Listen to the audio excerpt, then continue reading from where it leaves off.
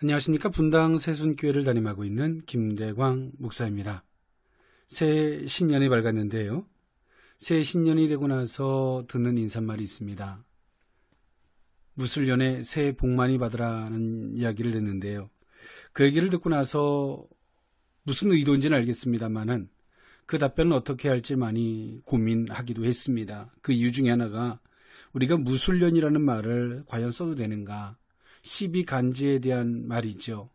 그 말을 과연 써도 되는가에 대한 고민. 오늘 그것을 방송을 청취하신 성도님들과 같이 한번 은혜를 나눠볼까 합니다. 12간지와 60갑자, 10간은요. 갑을, 병정, 무기, 경신, 임계. 12지는 자축, 임묘, 진사, 오미, 신유, 수레. 즉 12간지는요. 10간과 12지를 합쳐서 부르는 말입니다. 12지는 우리가 흔히 알고 있는 띠를 뜻하는 것이지요. 한 해를 지칭하는 명칭은 이 10간과 12지를 차례로 붙여 만든 60갑자를 기준으로 정해집니다. 간지의 결합 방법에 따라 한 개의 간에 6개의 지가 배치되는 형식으로 60개의 갑자가 생겨나는데요.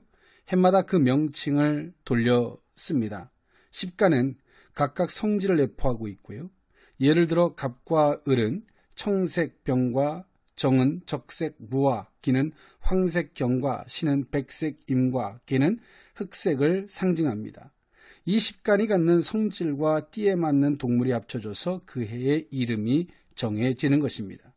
그래서 2018년이 황금 개띠라고 하는 무술년이 된 것은요. 무는 황색을 상징하고 술은 동물 중에서 개를 의미하고 있기 때문입니다. 우리는 이렇게 무술년이라는 말을 과연 써도 되는 것인가? 우리는 깊이 한번 생각해 볼 필요가 있습니다. 저도 때론 이런 질문을 받습니다. 띠가 어떻게 되십니까?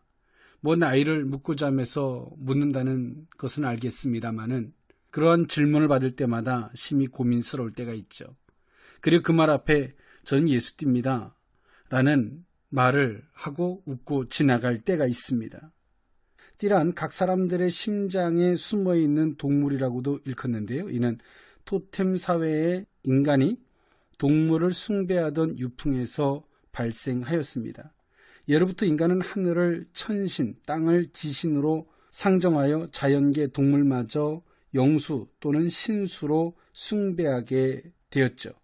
그러는 가운데 12지와 결합된 12지수 등을 수호신으로 모시고 자신의 인생을 영수처럼 살아보려고 노력하였던 것에서부터 유래된 것이고 이것이 불교에서 완전히 정착된 것입니다.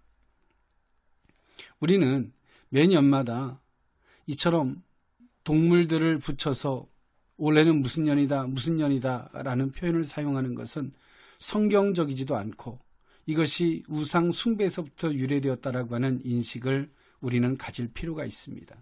그리고 우리는 이런 표현을 되도록이면 쓰면 안 됩니다.